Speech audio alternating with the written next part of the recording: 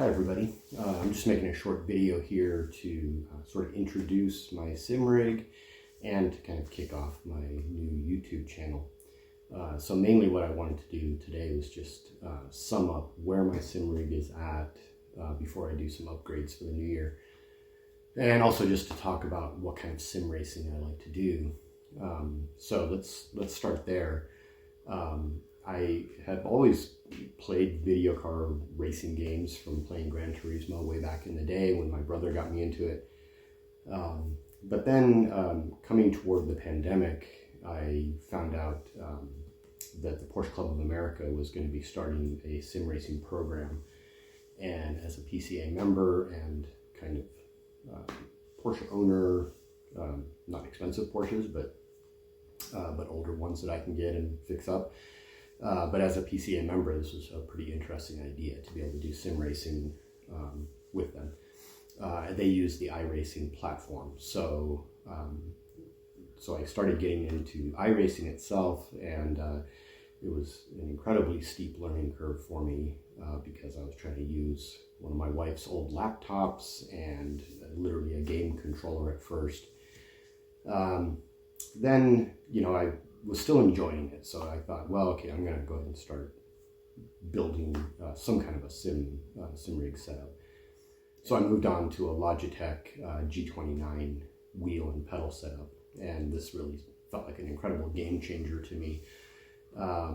But I finally ended up getting at least an entry-level gaming PC, and that really solved a lot of my iRacing issues, which was that it was finally loading fast enough and the graphics card was decent enough to be able to actually handle it. So then I started doing PCA sim racing, and it was just a lot of fun, so it kept growing from there. So I want to go through now and show you where my rig is at and what gear I'm currently using, and then in future videos I'm going to talk about some of these upgrades that I'm going to do. All right, so here is my sim rig area. Got a few cool things hanging on the wall. That's probably going to be subject to change over time, but I kind of like the way it looks, and it creates a pretty inviting environment. You can see back there my gaming computer.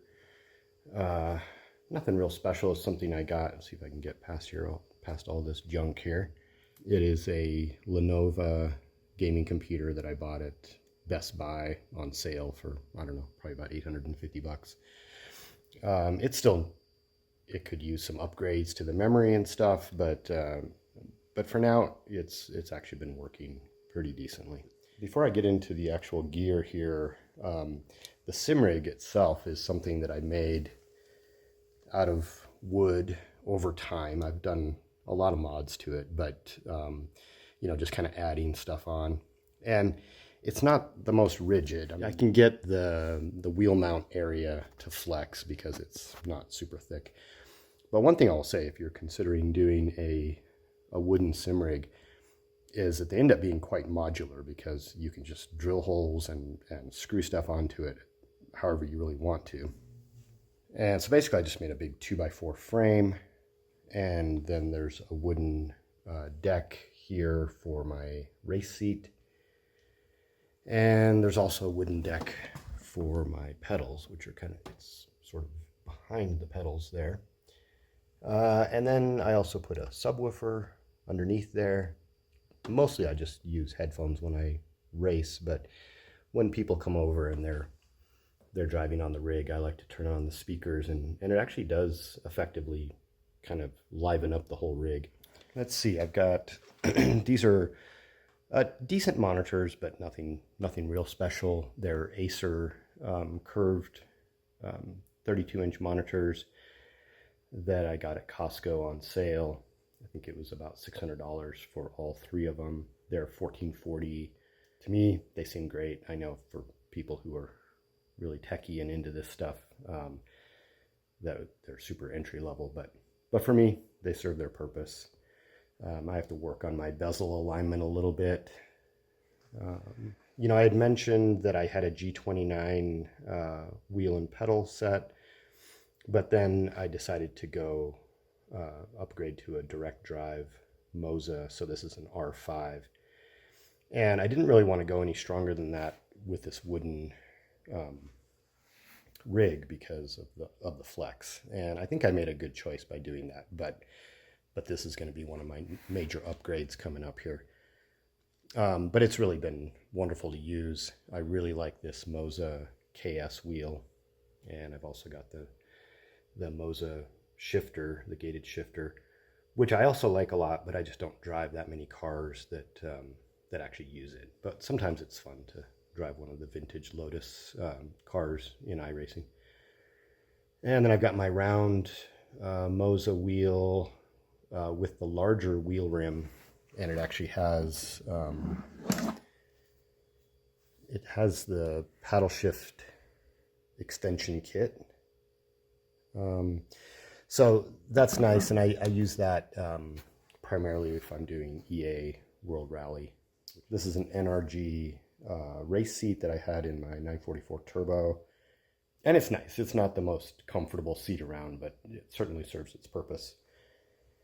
And I actually had my RaceQuip harness in that car for doing track days and stuff. And so I kind of put it on here, but once in a while I'll put it on just to kind of feel what that's like, but obviously it's not necessary. Just a little light fan right there, which is nice to be able to reach over and just turn it on if I'm getting hot in the middle of a race or something. And then I have, this is actually my first upgrade after the G29 wheel, which was to get Fanatec CS pedals, which, you know, are their entry-level pedals, but I've done some upgrades to it. I actually have the load cell brake and a throttle spring kit on it with I think it's the medium weight throttle. And, you know, they work well. The clutch is just as it came from Fanatec, and it's fine. Again, I don't use a clutch setup very much, so it's fine. It serves its purpose for what I need. When I got the triple monitors, I was trying to balance them on small shelves and stuff, and I finally was like, I've got to invest in a proper triple screen mount. And so this one that you see back here is made by a company here in the US called Rig Metal. Pardon my horrible cable management back there. And the Rig Metal stuff I really like. It's a pretty small company. They're not very responsive when you try to ask questions and stuff, but they shipped it fast, and they have decent instructions on their website, and it's got enough adjustability where I feel like I can get my monitors even better than they are right now. And then I've got my headphones there.